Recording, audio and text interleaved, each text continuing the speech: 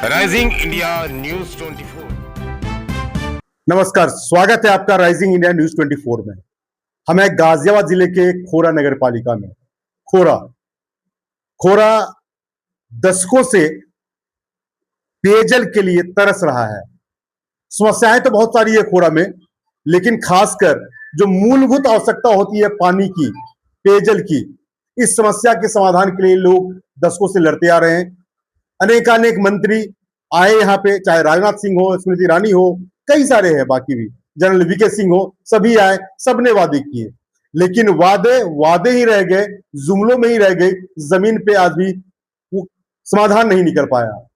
अभी कुछ तो बोरवेल बनाया गया है जो 30 बताया जा रहा है कि 30 एचपी की मोटर लगा के दोहन किया जा रहा है पानी का, लेकिन वो समस्या का समाधान नहीं है। बात करेंगे, हमारे सामने दीपक जोशी जी हैं, यहीं के निवासी हैं और लगभग 25 से 30 साल से यहाँ पे इस समस्या का समाधान के लिए तरस रहे हैं।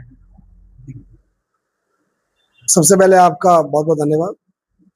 देखिए, खोड़ा की जो समस्या है पिछले 9-10 सालों से तो बहुत ज़्यादा गंभीर हो चुकी है और 1983 की बसी हुई कॉलोनी है और आज भी मूलभूत सुविधाओं के लिए जद्दोजहद कर रही है।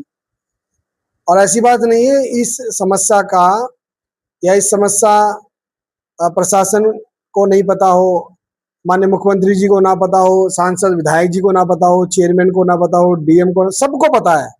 ऑलमोस्ट सभी खोड़ा की इस गंभीर समस्या के बारे में भली भांति जानते हैं, लेकिन अफसोस इस बात का है कि इतनी मजबूत सरकार, ट्रिपल इंजन की सरकार, उसके बाद भी खोड़ा में 12 लाख जनता आज भी मूलभूत सुविधाएं इस पानी की समस्या के लिए तरस रही है। लोग अपने मकानों को बेच के जा रहे हैं।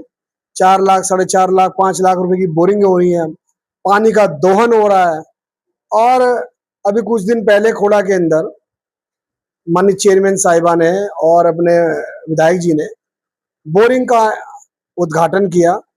जब सभी जानते हैं खोड़ा के अंदर जब से कॉलोनी बसी है, यहाँ की जो जनता है वो ग्राउंड वाटर पर डिपेंड है।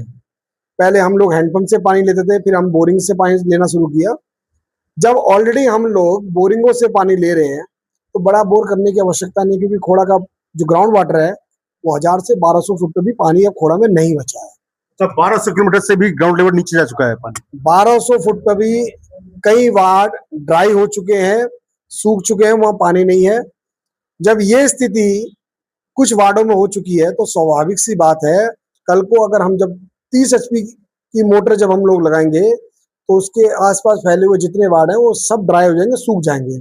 यानी कुल मिलाकर खोड़ा का पानी जो 1.5-2 साल और चलता, इन बोरवेलों से वो पानी साल सवा साल में और भी ज्यादा सूख जाएगा। स्थिति और भी ज्यादा क्रिटिकल होने वाली है खोड़ा की। हमारे साथ ठेकेदार जी हैं, ठेकेदार जी से बात करेंगे। ठेकेदार साहब, मंत्री सब तो काफी सारे आए खोड़ा में, लेकिन समस्या जस का तस बना रहा है। मैं पहली बात तो ये है कि मीडिया को बहुत बहुत धन्यवाद देता हूं कि हमारे क्षेत्र में ये लोग आते हैं और हमारी समस्या को सुनते हैं।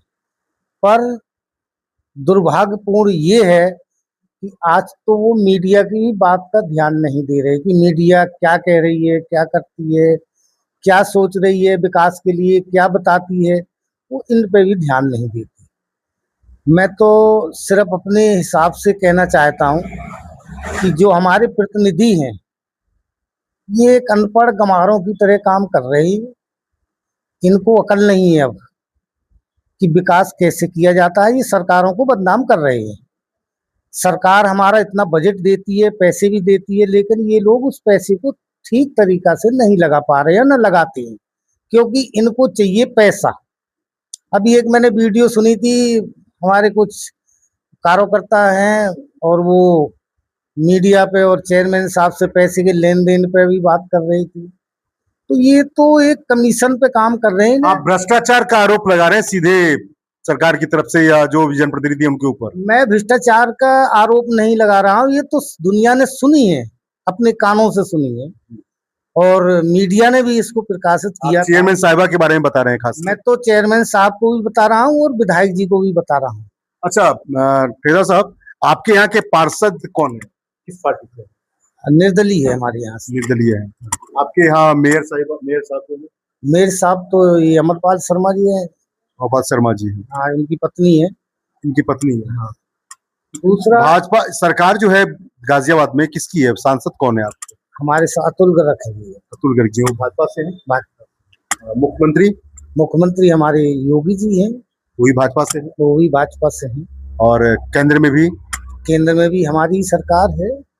सरकार आपकी है, चाहे केंद्र में हो, प्रदेश में हो, जिले में हो, क्षेत्र में हो, लेकिन समाधान क्यों नहीं निकला, समस्या क्यों बनी? मैंने आपको बताया ना कि हमारे जो प्रतिनिधि है ये अनपढ़ गंवार हैं, इनको अकल नहीं है कि विकास कैसे करा जाता है, जनता को लुभाया जाता है। और ये लोग तो वोट काट रहे हैं, अपनी स्वयं की वोट काट रहे हैं, जबकि इन्हें क्या मतलब था कोर्ट में केस डालने का? इनको क्या मतलब था कि जो ये बोरंग से काम हुआ है, बोरंग जब देने थे 2 साल पहले चेयरमैन साहब दे रहे थे बोरंग, तो क्यों रोकी गई थी? फिर अब क्यों बोरंग कर दी इनने? डीएम साहब ने हमारे 187 करोड़ रुपया पास किया, वो क्या हो गया, क्यों घट गया? और या डीएम ने कोई गलत काम किया तो हमारे विधायक जी सो रहे थे क्या? हमारे सांसद महोदय सो रहे थे क्या, जो उस पैसे का ध्यान नहीं दिया और उस योजना को नीचे नहीं उतारा? या ये बताएं कि मुख्यमंत्री जी नहीं दे रहे पैसा, क्या कारण है? ये कारण तो बता दो हमें भाई कि इस वजह से यहाँ पानी का योजना जो फेल हुई है क्यों हुई? फिर ये लोग, इन्हें यही पता नहीं है कि हम बोरिंग किस जगह कर रहे हैं। वो दिल्ली के का नाम की जीडीओ की जमीन में कर दी, उसने उठा के फेंक दी, तोड़ फोड़ कर दी, मुहूर्त भी खराब हो गया इनका। हमारे मंत्री हैं, अरे इनको इतना तो विचार करना चाहिए कि भाई हम आगे की बुनियाद जो हमारे पैसा है या सरकार का काम किस तरीका से दिखाई देगा। क्या है ये बोरिंग का काम? जहां पर कई हजार बोरिंग है वहां 9-10 बोरिंग काम कर जाएंगे क्या? और ये पानी सूख जाएगा। पर आपको मालूम है यहाँ कितने खतरे में बैठे हम लोग? डेली यहां से 10 ट्रक मट्टी नीचे से खुद के और बाहर फेंकती है। पानी का जो टीडीएस है वो 3200-3300 पे चल रहा है, वो पानी हम पीने को मजबूर हैं, और ये कहते हैं राजनीति कर रहे हो तुम लोग। यही है ग्लोबल वार्मिंग असर। देखिए, अब मैं खोड़ा के बारे में थोड़ा सा एक और जानकारी दे दूं। जो कूड़े का पहाड़ जो कहा जाता है, आपने कई बार देखा भी होगा, ये कूड़े का पहाड़ खोड़ा के बगल में ही है। 3200-3300 टीडीएस की बात हो रही है। आप जरा अमेजिंग करें कितनी गंभीर समस्या है। और जो हमारे देश के रहनुमा है, सरकार है, कहां है? जरा इनकी समस्या तो देखें। ये 2 महीने, 4 महीने, साल, 2 साल की समस्या नहीं है, 5 साल की समस्या नहीं है कि आप किसी और सरकार पे, किसी और व्यक्ति पे, किसी और अन्य पे दोषारोप कर दें या आरोप लगा दें। दशकों की बात हो रही है। 83 से, अभी जोशी जी ने बताया कि सन 1983 से ये संघर्ष कर रहे हैं इस जगह पे। और जो पेयजल का ग्राउंड लेवल है वो 1200 मीटर बताया ना, 1200 फुट नीचे जा चुका है। अब फिर भी बोरवेल क्या है? आखिर जो ये इतना गंभीर सवाल उठ रहा है सरकार के ऊपर, क्यों उठ रहा है? और वो भी दिल्ली एनसीआर में, राष्ट्रीय राजधानी क्षेत्र में, जहां से दिल्ली इतनी नजदीक है, नोएडा बगल में है, गाजियाबाद बगल में है।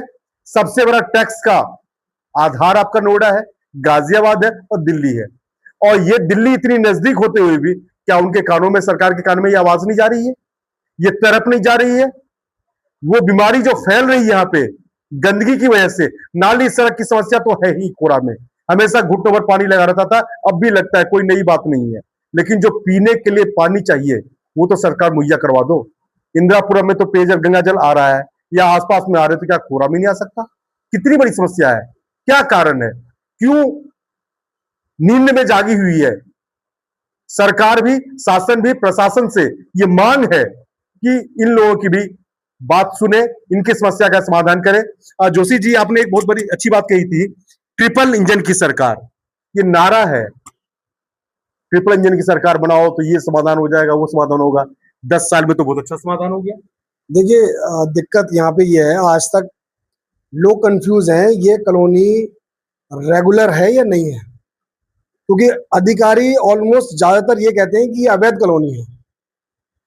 क्योंकि हमारी जब बीच में हम डीएम साहब से मिले थे, अब उनका तबादला हो गया, वो ग्रेटर नोएडा चले गए। उन्होंने कहा ये अवैध कॉलोनी है, यहाँ के जो पहले ईओ थे उन्होंने कहा ये अवैध कॉलोनी है। अच्छा जोशी जी, एक चीज बताइए, एक सवाल मेरा आता है, अगर ये अवैध कॉलोनी है, क्या भारत का हिस्सा नहीं है? क्या ये उत्तर प्रदेश का हिस्सा नहीं है? क्या यहाँ लोग वोट नहीं देते? देखिए, हम यही तो कह रहे हैं ना कि जब कुर्सी पे बैठा हुआ एक अधिकारी जब इस बात को कह रहा है कि ये कॉलोनी अवैध है, तो जब ये अवैध है तो फिर यहाँ नगर पालिका क्यों है? जब ये अवैध है तो इस खोड़ा का अपना खुद का थाना कैसे है? पहली चीज, जब ये अवैध है तो इसका अपना पिन कोड कैसे आ गया? एक चीज तो ये होगी। दूसरी बात ये है, अगर ये अवैध नहीं है तो इसको प्रधानमंत्री आवास योजना का लाभ क्यों नहीं मिलता यहाँ के लोगों को? यहाँ पे आयुष्मान कार्ड का लाभ क्यों नहीं मिलता लोगों को? यहाँ कुछ नहीं मिलता साहब। कोई भी सरकारी योजना, केंद्र की कोई भी सरकारी योजना यहाँ इंप्लीमेंट नहीं होती है। अगर यहाँ इंप्लीमेंट होती तो एक वार्ड में अगर 100 लोगों को, 50 लोगों को भी इसका लाभ मिलता, आप लगा लीजिए 34 वार्डों में कितने लोगों को यहाँ इस आवास योजना का लाभ मिल जाता।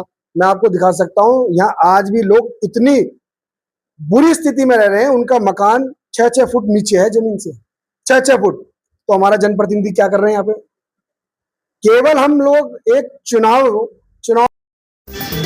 देश और दुनिया का सबसे तेजी से उभरता हुआ news channel rising India news 24 channel को सब्सक्राइब करें, लाइक करें और वीडियो को शेयर करें।